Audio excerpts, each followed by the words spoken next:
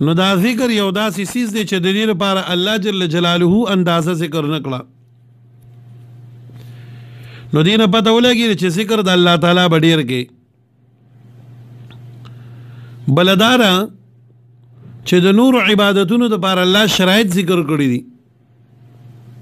شرایط لکه مثال کې طور پر مونځ دی نو د هغې دپاره اودس دی، قبلې ته مخکول دي، پاکې جامې دي، د وخت داخلېدل دي. روژه ده نو د هغې دپاره چې کوم دی خپل ټیم دی. حج دی د هغې دپاره خپل ټیم دی. زکات دی د هغې دپاره خپل مقدار دی. خو واحد ذکر یو داسې عبادت دی چې د دې دپاره نه وخت مقرر دی، نه ول اودس لازمي دی، او نه چې کوم دی نو د دې دپاره خاص ناسته لازمي ده. قیاما وقعودا وعلى جنوبهم، الله وی په ولاړه باندې، په ناسته باندې، په اړخونو باندې، په ملاسته باندې، په ټولو صورتونو کې تاسو زما ذکر کوئ.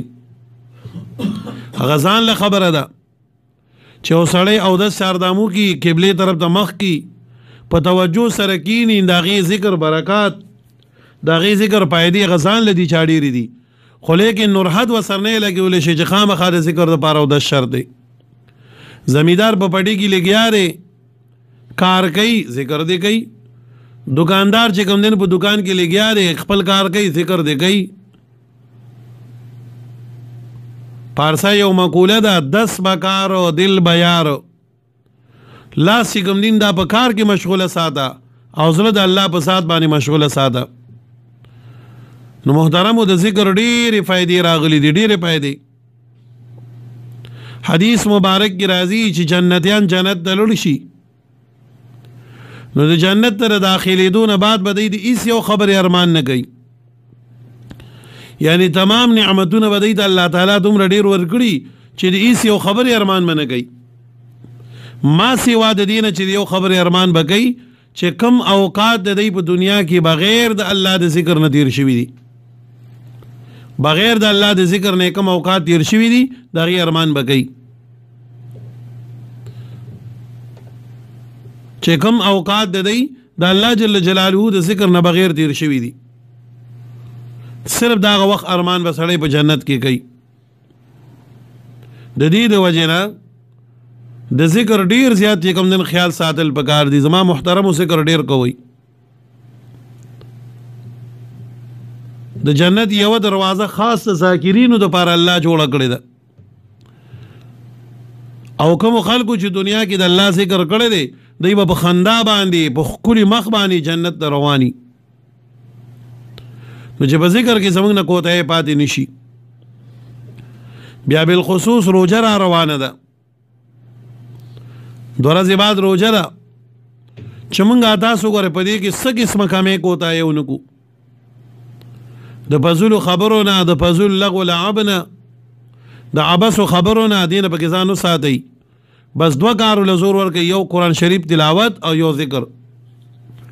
انشاءالله په دغه حوالې به د سبا خیر خبره کوم که خیر د روژې په حوالې سره چې موږ له څه کول پکار دي روژې کې.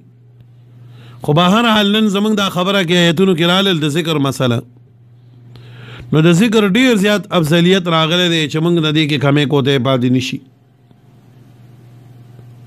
یو ذکر د اوقاتو دی، لکه مونځ شو، بانګ شو، کور ته دننه کېدو د وتېدو، باتروم ته دننه کېدو د وتېدو، جومات ته دننه کېدو د وتېدو، د وده کېدو د پاسېدو، دعاګانې شوې، مسنون اعمال چې د نبي علیه السلام نه په کوم اوقاتو کې چې کوم دین ثابت دي یو هغه، او یو په عام اوقاتو کې موږ له پکار داري چې کم از کم 100 یا 200 پیرې ځان سره درود شریف وایو. 100 یا 200 پیرې چې کوم دینو درېمه کلمه، او دارنګې 100 یا 200 پیرې استغفار. نو د دې خبرو به ډېر اهتمام کول غواړي. نو زما محترمو د ذکر ډېرې فایدې راغلي دي. نن مسلمان غافل دی، د ذکر نه غافل دی. د الله په ذکر باندې چې الله څه ورکوي نو په بل څه باندې نشته ده. د ذکر ډېر اهتمام وکړئ، ښه ډېر اهتمام وکړئ. الله دې موږ تاسو ټول ذاکرین جوړ کړي. ځان سره تسبیح په لاس کې ساتئ. دا تسبیح څه لازمي نه دي، خدا بنده ته ذکر یاد کی. په جیب باندې لاس وی لکه ما نن تسبیحات نه دي کړي، تسبیح به راوالې ځان سره به ذکر کوي.